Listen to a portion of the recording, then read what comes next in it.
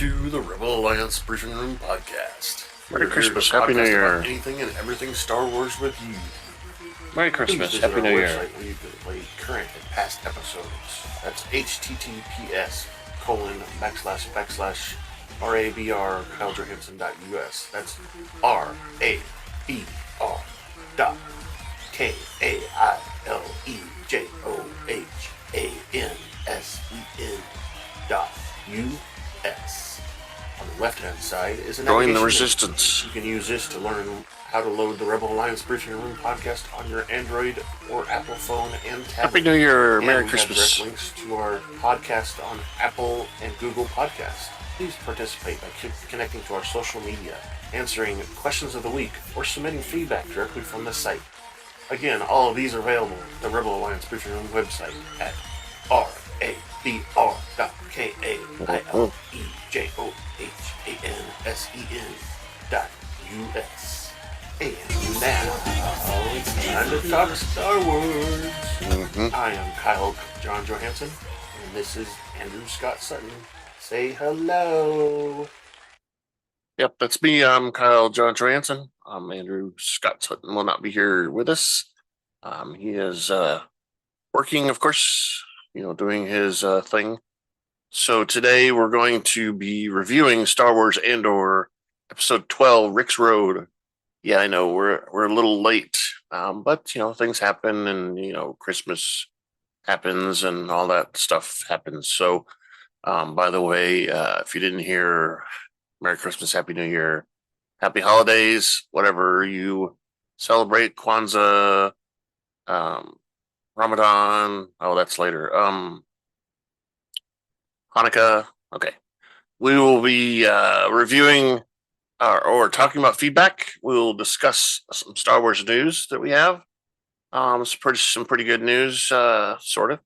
It's just talking about what shows are going to be on in 2023 that we know of so far, and then we'll recap the episode with a little bit of discussion and a question of the week, and then a couple of predictions. Hopefully, if we can come up with something, because we know that Andor's coming back for a season 2. Unfortunately, it will be in 2024, not 2023, which really kind of sucks. I don't know why Disney can't handle that. But anyway, let me play this thingy.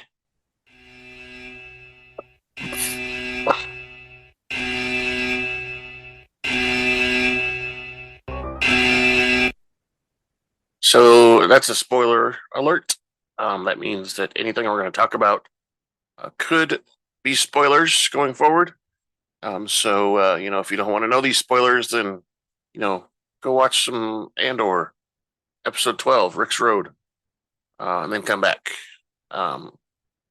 This was Season 1, Episode 12 of Andor, Rick's Road. The episode was aired on November 23rd, 2022, and the running time was 57 minutes. Quite a long episode, but there was a lot to be had in there.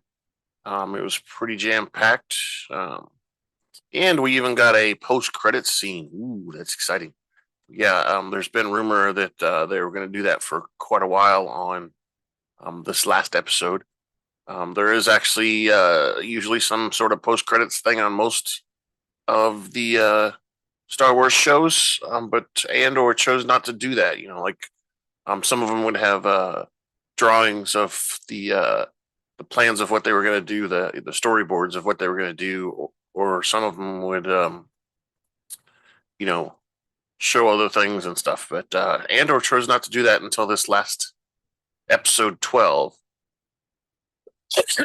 So let's get into the news first. It's time for the news. All right, yeah, news. So this comes from StarWarsNewsNet.com. And it's a list of Star Wars content that's going to be on Disney Plus in 2023. There are no movies that are planned to be released this year, so that would negate all of that. So, all right, so there's going to be at least 6 different shows that we'll have content with. The first one's Bad Batch.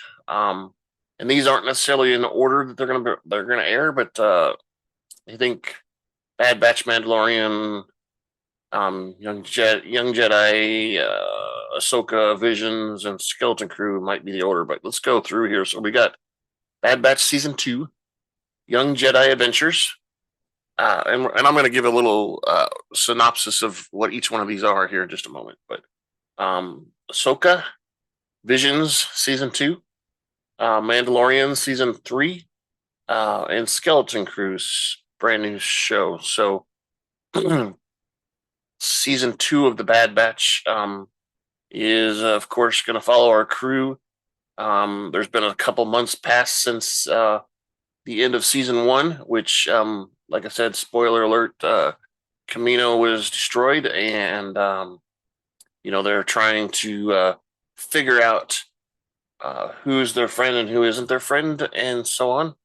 And that starts on January 4th, 2023, real quickly, coming up.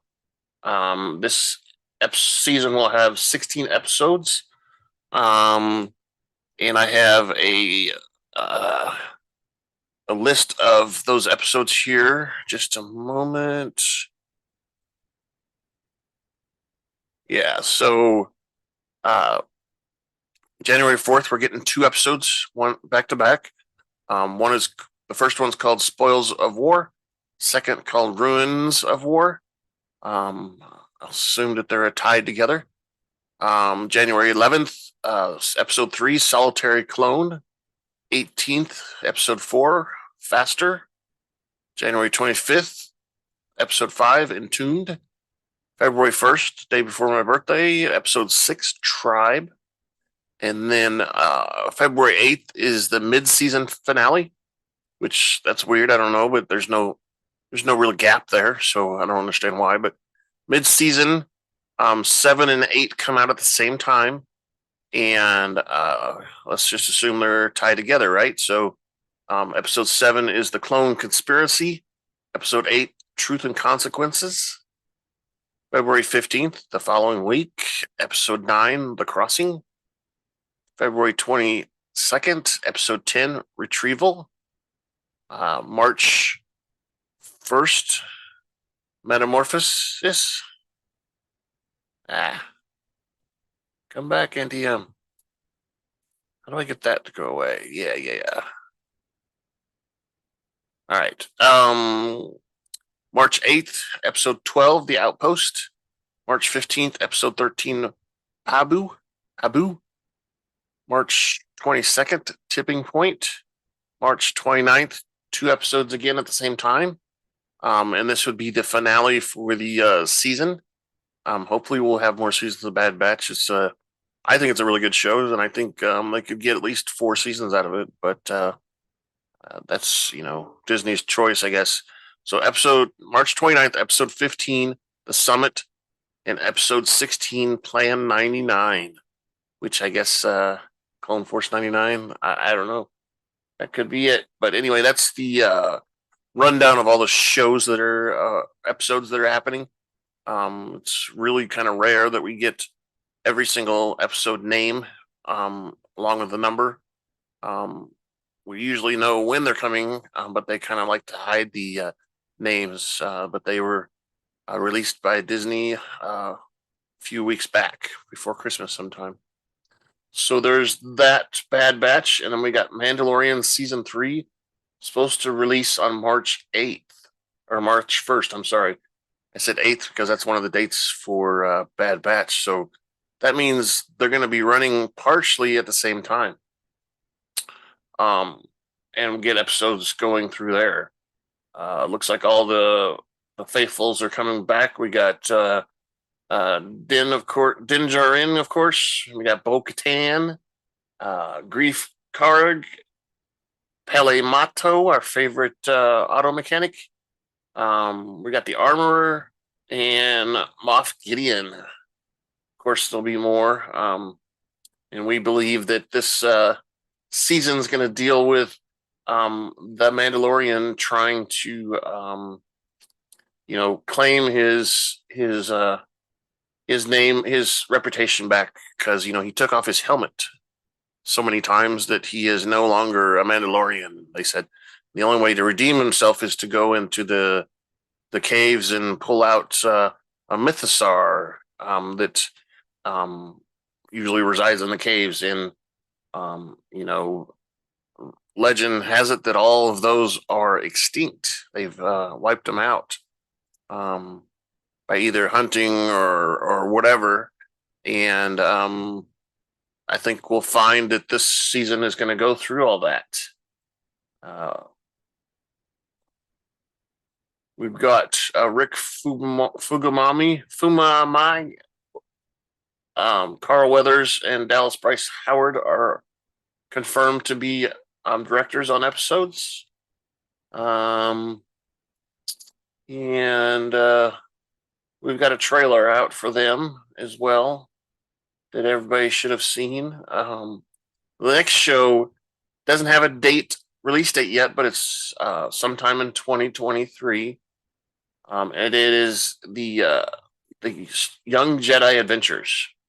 It's set during the High Republic era, which the High Republic era is hundreds of years before Star Wars Episode 1, The Phantom Menace. It's hundreds of years before that.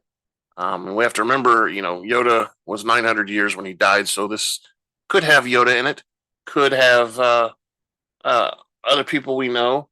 The premise of the show is following younglings as they study the ways of the Force and learn valuable skills needed to become a Jedi, such as compassion, self-discipline, teamwork, patience, and friendship.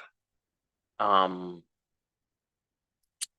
be the first show created for preschoolers, or directed towards them in some sort of way.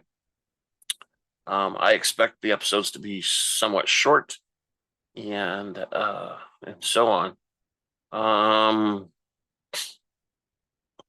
Got quite a list of things. Sorry, Celebration. Okay, so then the next one is Star Wars Visions Volume 2, which would be Season 2. And if you remember, Visions Season 1 was more of the cartoon stuff that was imaginings of different ways Star Wars could have be or could have come about, or the history of it, or so on. We had lots of animation houses working on it, and this year's Volume 2 has teams working on it from Chile, France, Japan, India, Ireland, Spain, South America, South Korea, the UK, and of course the United States, to show their animation abilities. And this one does not have a release date officially yet. It's safe to say that everything we've got following this does not have a release date either, but it's slated for 2023. Hopefully there's no delays in there, and from what I understand, majority of the episodes are already done on that, and there's probably only going to be like 6 or so that'll be fine. And the next one is the highly anticipated Ahsoka series, and we expect a lot out of this. My idea from the beginning is that all these shows that Dave Filoni has been working on is all building to something, and that something is probably a person who is blue and is a grand admiral of some sort. I'm sure you guys can guess. We talk about it all the time. But we have, of course, Rosario Dawson and Natasha Liu Bzdizo, who's going to be Sabine Wren. And it says here that they're going to follow they're supposedly chasing down Ezra Bridger, who is the young Jedi in Rebels series. And there'll be other things going on, and I'm sure we'll see Anakin Skywalker at least once, and maybe we'll probably see a couple things of Darth Maul. Maybe who knows? Darth Maul is supposedly killed in Rebels by Obi-Wan Kenobi on Tatooine. We've seen that episode. So that's that one, and it's everybody is in love with Ahsoka in her story, and she is one of the best planned out, and I don't know. She just captures everybody's imagination. She's one of the first new characters introduced that everybody has fallen in love with so much. And the next one is Skeleton Crew, which is set in the New Republic era. Which don't confuse with the High Republic, but New Republic is after the Return of the Jedi. New Republic era is then, and it eventually becomes the First Order time and such.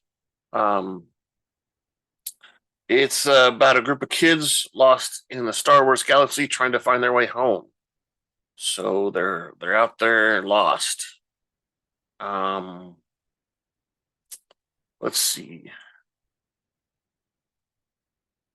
They are being reports indicate that they will play two. There will be 4 kids. The show has been in production since July. It should wrap at any time. And this show has some potential. It is maybe kind of skewed towards children, but I don't think it is. I think it's more than that. I think it's these kids are discover things, and they have force abilities, and don't really realize that they're force abilities, and so on. And maybe one of them discovers that the others have something, and so on. So this could be an interesting show, and I'm kind of excited about this. They put a lot of emphasis on this during the Star Wars celebration earlier. But all right, and that's basically the news. Like I said, those last 3 or 4 don't have a actual date of start. The only 2 we have with start dates is The Mandalorian on March 8th, and of course The Bad Batch on July 4th. The news. That's the news. So, all right, folks, it's time to grab your favorite beverage, pull up a chair, and join us in the Rebel Alliance briefing room.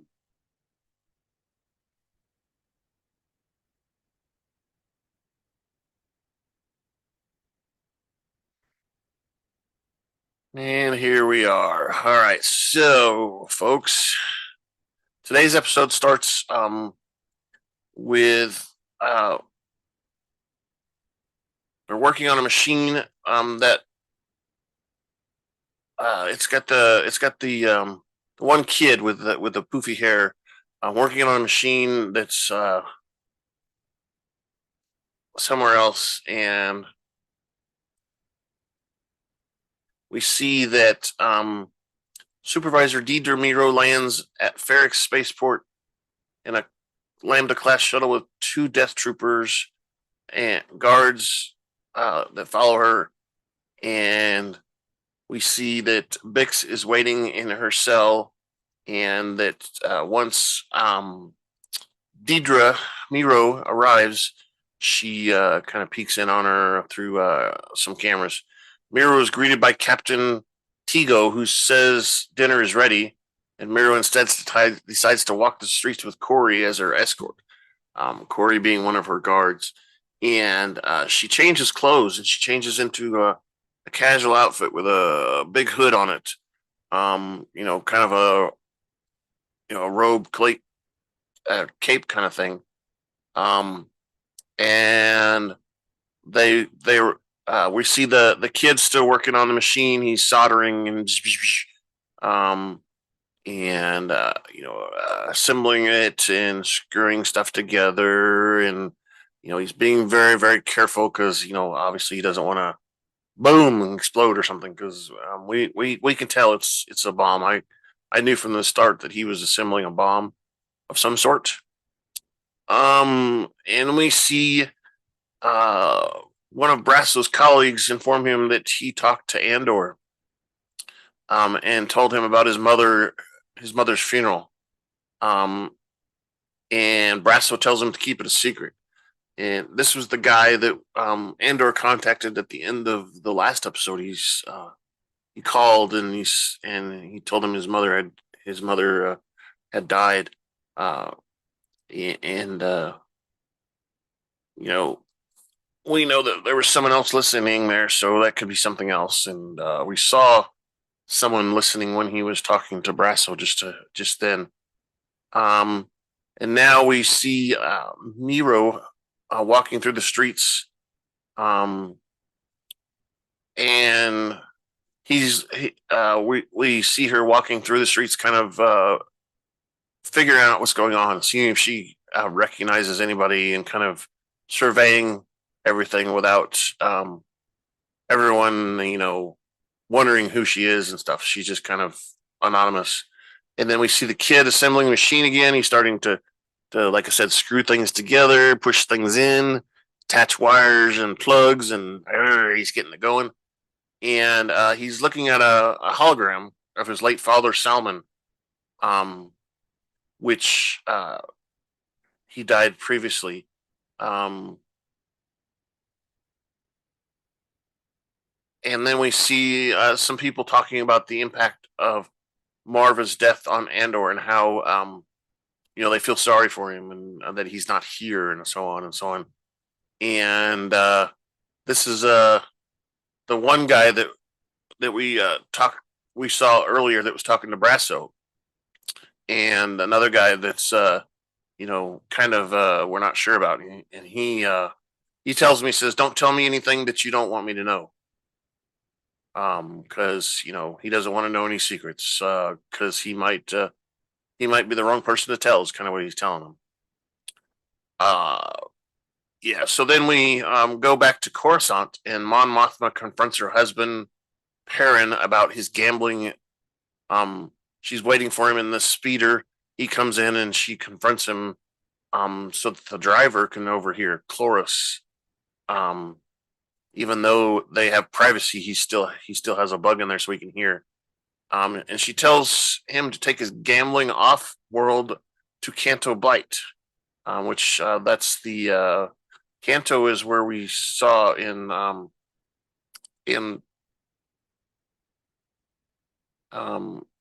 one of the movies where we had the it was the sequel movies where they went to the casino and were looking for the guy with the green brooch or whatever. Uh, that's Canto Blight. Perrin gets angry and denies he has a gambling problem, and he says that someone's trying to set him up, and or trying to take her down, and using him to do that. He hints that whoever is behind the revelation of his gambling activities is aware of her covert activities, and he asks where he would get the money, and Mothra responds that concerns her the most. Where would she get it? Where would he get it? Perrin says someone is lying to her, which Mothma agrees, and she agrees that it's possibly him, at least for the intent of Cloris hearing it, overhearing it in the speeder. And that scene gets over, and we're kind of like,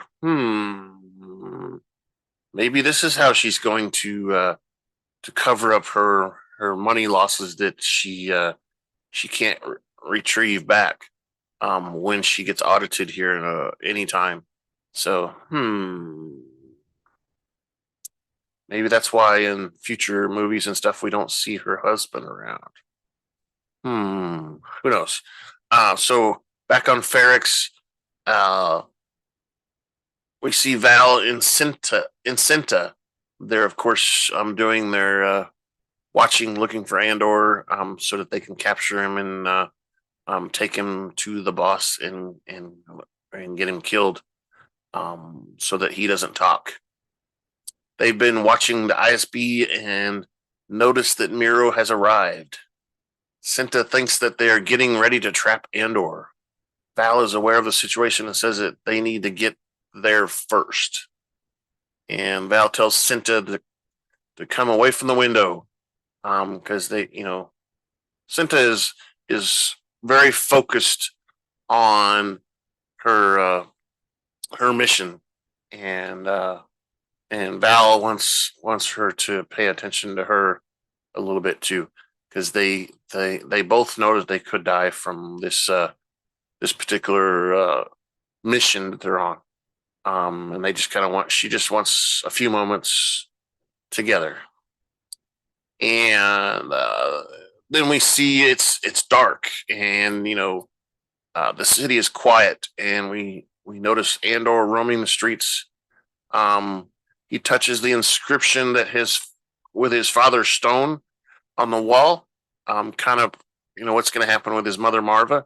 There's a stone there with his father's name on it, and he touches and kind of remembers and reflects on some words that Klim told him, and they are that man who sees everything is more blessed than cursed, which I don't really know what that means.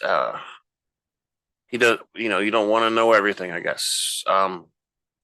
Andor sees a flashback of his father teaching him how to wash and recycle used machines in the means of saving money.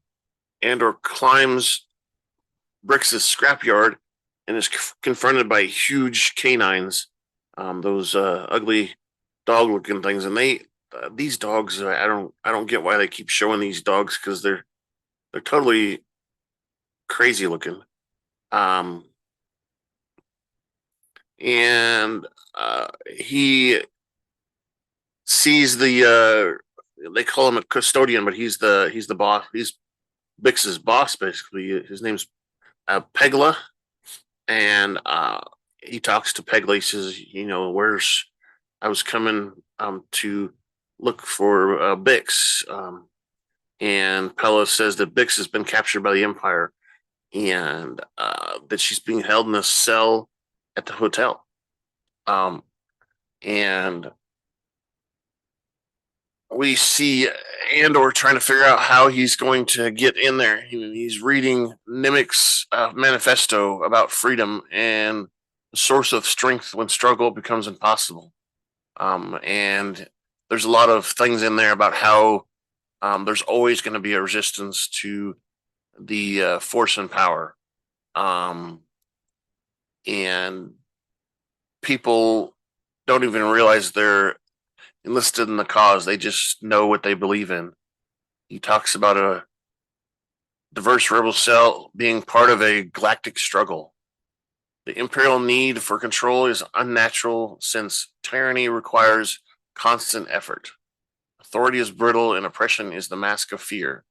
And he talks about small skirmishes and battles that turn into bigger and bigger, and it's just a tidal effect, or a building upon effect, where eventually they become big enough that they overwhelm the galactic empire. One thing will break the siege. And now we're back with Meero and Tigo. Tigo informs that the forces have pulled back their air traffic and uniform patrols have relaxed the curfew. Tigo tells her the trap is ready. When Meero asks when the funeral is, Tigo says the Empire has delayed the funeral for 2 hours after lunch. After negotiations with the daughter of Ferrix, they assigned half Rick's Road and allowed the maximum of 40 people after originally saying 30. And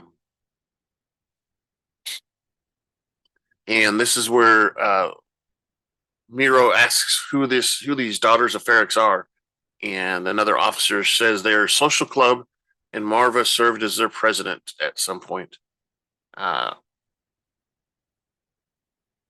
And Keswick says they will have snipers and local containment and units stationed nearby. Meeros rules that the use of snipers rules out the use of snipers because she wants Andor captured alive. Val walks past an Imperial speeder manned by army troops carrying 2 stormtrooper snipers. Elsewhere, the ISB officers Belvin and Cloris discuss an audio recording of Mothma and Perrin's conversation in the speeder from earlier, and the gambling problem. And Belvin thinks that they can exploit Perrin's gambling problems as leverage against Mothma, while Cloris thinks that Perrin has been gambling before. Belvin also discusses Mothma's recent financial transactions and informs his comrades that they are missing news of. And then Officer Larrogate informs them that they're missing the news about the Krieger project. And, there's talk there between Cloris and Belvin that this could the gambling could explain Mothma's recent financial transaction problems. And Belvin leaves the briefing room to go hear about the Krieger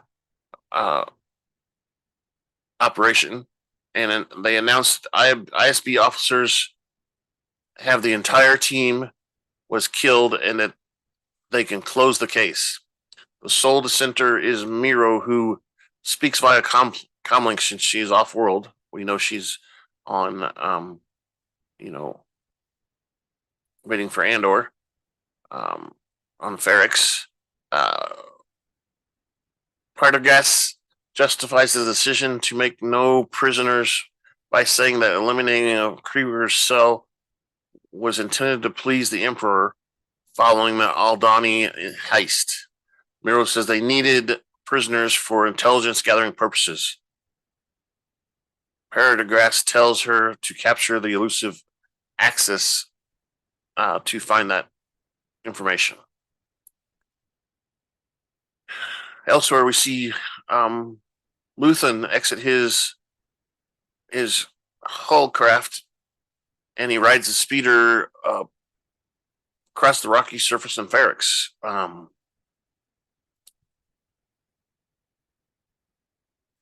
And we see that Corey realizes the man he's following is not Andor because they've been duped. They thought they were following him, and there was someone else that was looking like him. Pelgula arranges for Andor to meet Pelgula, the guy who was in the Bix's business, basically his her boss, arranges a meeting between Andor and Brasso in the underground tunnels of Ferrix. Andor talks about regretting leaving Bix, and Brasso passes a message from Maarvas, where Maarvas says it's not his fault and describes him as the first spark in the fire. Maarva also describes Andor as unstoppable force for good, and Brasso tells Andor that Maarva loves him despite his faults.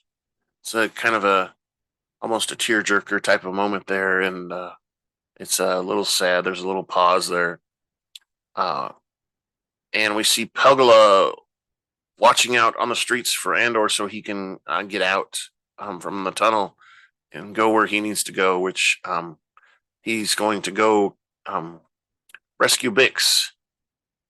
He tells him the street is clear, and And this is when Brasso tells Andor she's in the hotel and he thinks the Empire is keeping her alive for a reason. Andor is determined to rescue her. Brasso says that they will take care of the funeral while Andor rescues Bix. Meanwhile, a disguised Cyril, Karn, and Linus Mosk travel on hover bus towards the Ferrix Business Center. And if you notice in this scene, they trade hats. That's kind of so Cyril can have the captain's hat back or whatever that supervisor hat was. So he kind of feels better because he's kind of depressed that he doesn't have that job still. And we see Andor in a hiding place that's up above. It looks like he can see through these little slits in a building. And he's watching stormtroopers go up and down the streets. Val meets with Luthen and discusses Meeros. Luthen briefly tells Val that they need to assassinate Andor and tells her to get in touch with Cinta, who is watching Andor's household. And he tells her to pull everything and watch the hotel. And then we hear the time grappler bang on the blocks, the stones in the basically the tower that kind of bong dong bong with the anvils and stuff, and signals the beginning of the funeral, which throws off a lot of the Empire because they're going at the original time and not the 2 hours later time that they negotiated. And you can see musicians getting their instruments warmed up so they can start. And Luthen is roaming the streets. Karn and Mosk, Cyril Karn and Mosk also travel in disguise through the town. And we see the musicians start to lead a procession through the streets. And there's several groups of musicians, I'd say 3 at least, and they all kind of are leading their own crowd, and they all converge into this town center. And we see that Val and Cintas and Corey and everybody's kind of slip into the crowd looking for certain people. We hope we know Andor, but and we see Andor's looking through his hidey hole spot, and he sees several people, and he notices Luthen. Meanwhile, we see Brix watching or listening from her cell and listening to the music and celebrating the death of Maarva as she would if she weren't in the prison.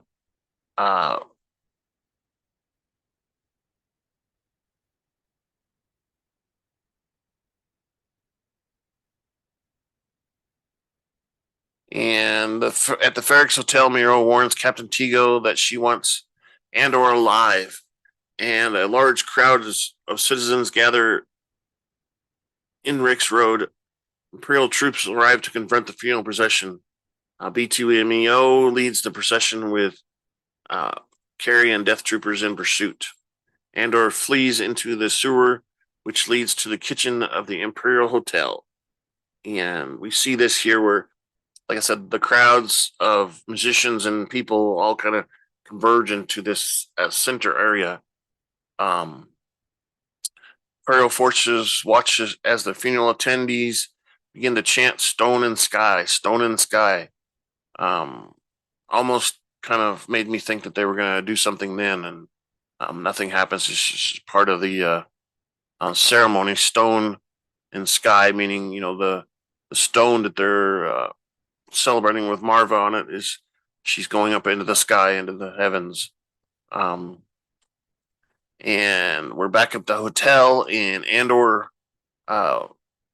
hears the cook and holds him at gunpoint, and he asks where Bix is. He apparently knows the cook, and the cook gives him directions before expressing his condolences for Maarva. And we see, during the marching, the beginning they're going really slow, and at the very end, when they get all into the center, they speed up really fast and walk much faster. And we see B2MEO kind of get excited and such. And they finally come to an end point, and B2MO plays a hologram recording of Maarva, who talks about the funeral stone. And the first time while she was 6 years old, she was walking the funeral square with her sisters and is inspired. She tells the assembled crowd that she wants Ferrix to go on without her. Obviously, she says the people have been sleeping. She says that they've turned away from the truth and been ignoring the darkness spreading throughout the galaxy. She describes the Empire as a disease that thrives in darkness when they sleep.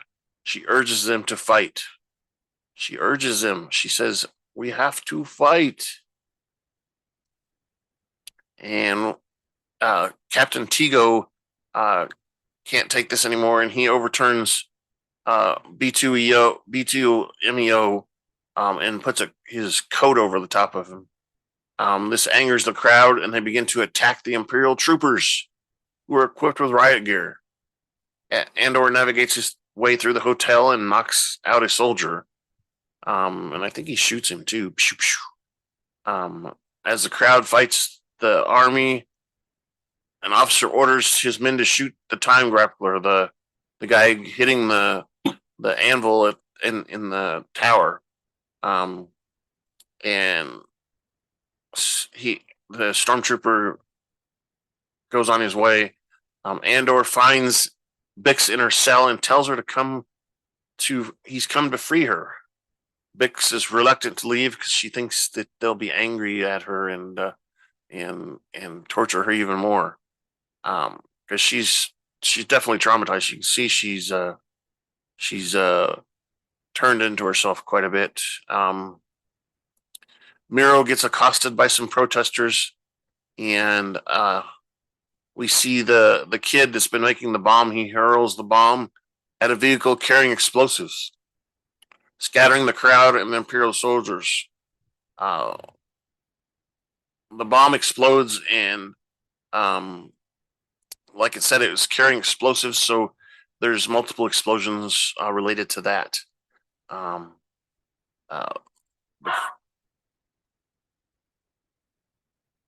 Kisek issues orders to open fire on the crowd as protests descend into a skirmish. The stormtroopers and the army open fire on the civilians and protesters, killing several. Corey finds Cinta in the streets, but she stabs him. And then she basically pulls him into a residence or something and stabs him and then closes the door. Pegala evacuates B2MO from the streets while stormtroopers use laser turrets to open fire on the crowd. And Pegala's got a rope tied around B2MO, and he's pulling him across the ground to get him out of the crowd. We see Andor carrying Bix out of the hotel, which has been also damaged by the explosion.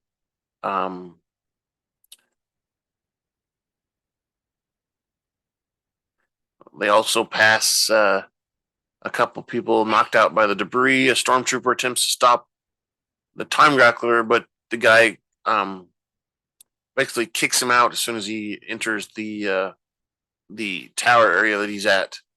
Meeros attacked by the mob, but saved from being lynched by Cyril. He jumps in there and grabs her and hides her inside of a storeroom. Meeros is initially angry, but reluctantly thanks Karn or Cyril. Luthen watches the uprising from a distance.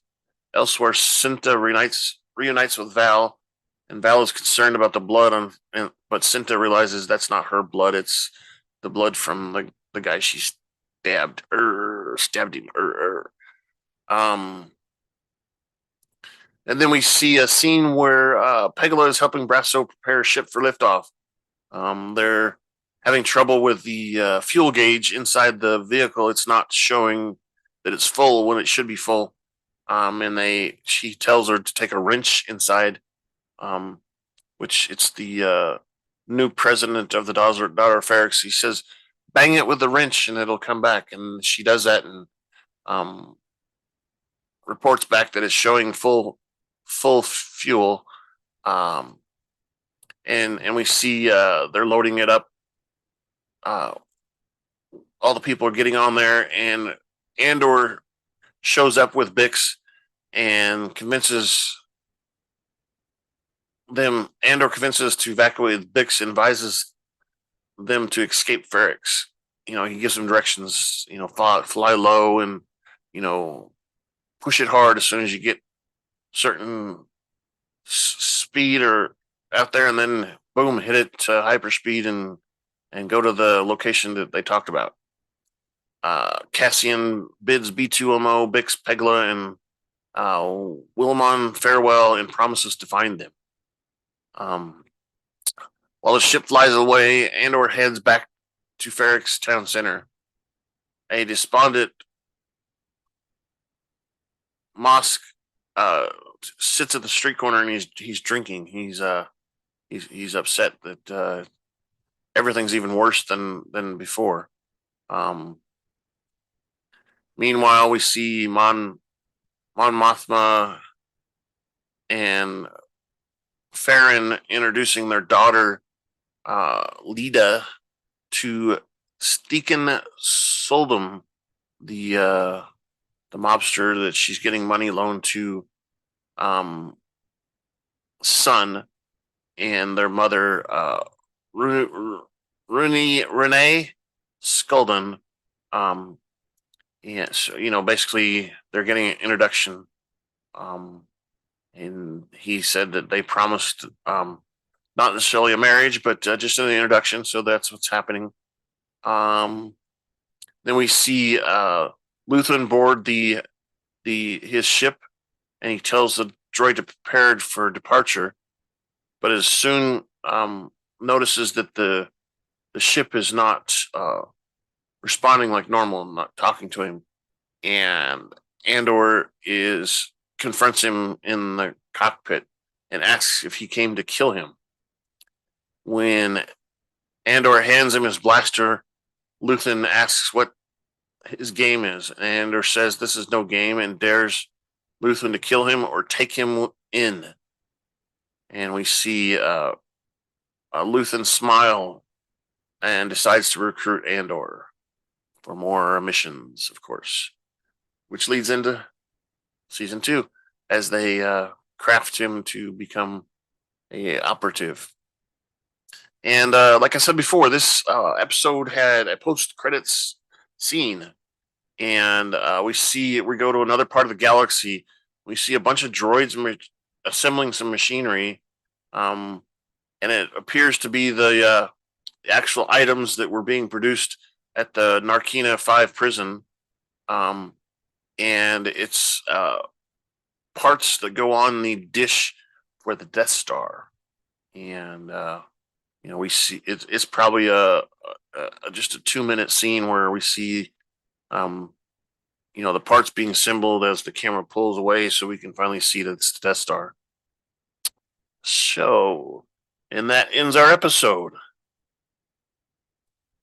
Are you planning your next trip to Tatooine? Well, come on down to Pelly's Mod and Repair Shop, where our droids will spruce up your wagon. We'll service just about anything from Starfighter Corellian Y1300 freighter to a Vespa hovering scooter. If we don't have the part, we can get it. If you qualify for our special program, we'll provide you with any part our Jawas can get. Well, that's right. Come on down to Pelly's Mod and Repair Shop, where we can store fuel and upgrade your vessel. We're located at Tatooine's Mos Eisley Spaceport, Hangar 35. That's right. Tatooine. So yeah, we expect to see Peli Motto in her mod repair shop on The Mandalorian season 3 this year. Yeah, that's right. So that's what we talked about earlier.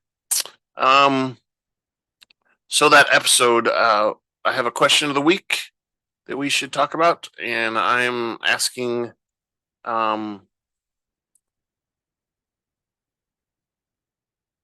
is Luthen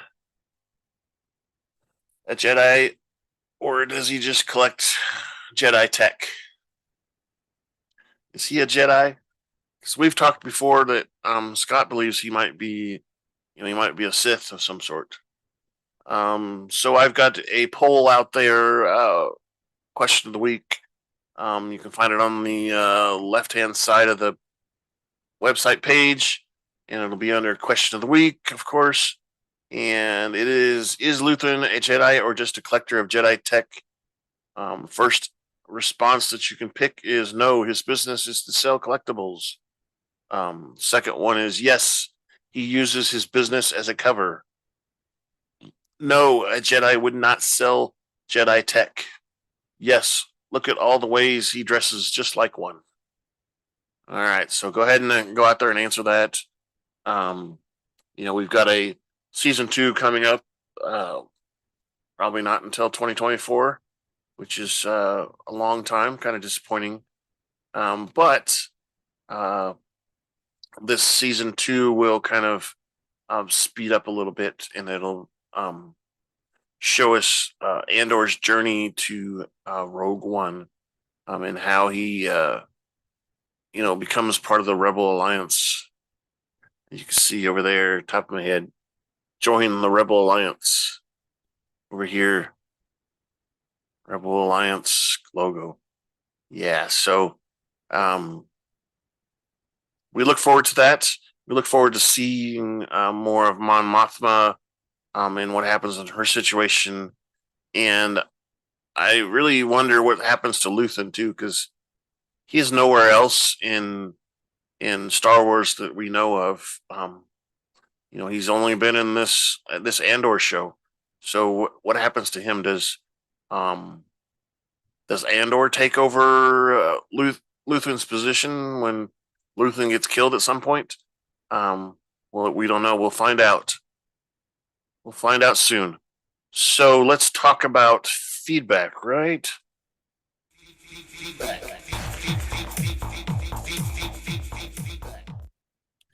That's right. So we have many ways for you to send us feedback.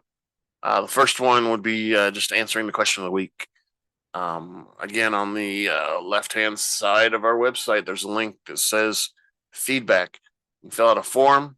We ask you 2 questions. We ask you what you want to be called, any name. We don't care if it's your real name or if it's whatever. And then what your feedback is. You can challenge us. You can correct us. You can yell at us. You can agree with us. You can do whatever you want to. That feedback will be read into the show when we do our next episode. And please do that, because we have yet to receive any feedback that is from anyone else. So we're looking forward to hearing your opinions and general feedback. We also have email address, feedback at KyleJohansson.us. That's feedback at KaileJohansen.us. Yeah, my name's spelled funny, so you can do that. Let's see.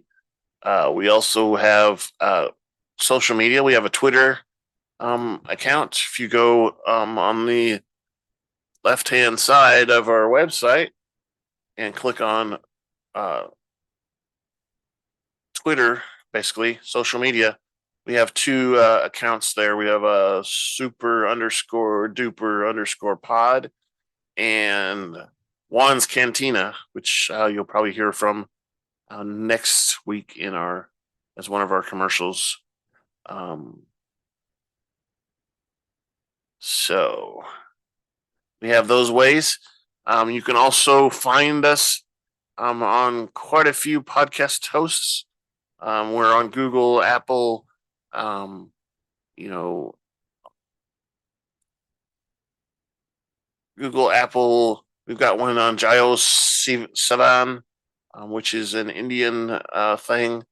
We're on Podchaser. We're on Podcast Addict. We're on YouTube, and several other places. You'll find us just about anywhere you find your podcasts.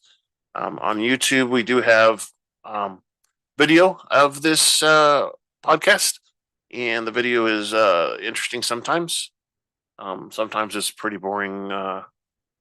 Please, there is a section there to comment as well. Please comment there if you can.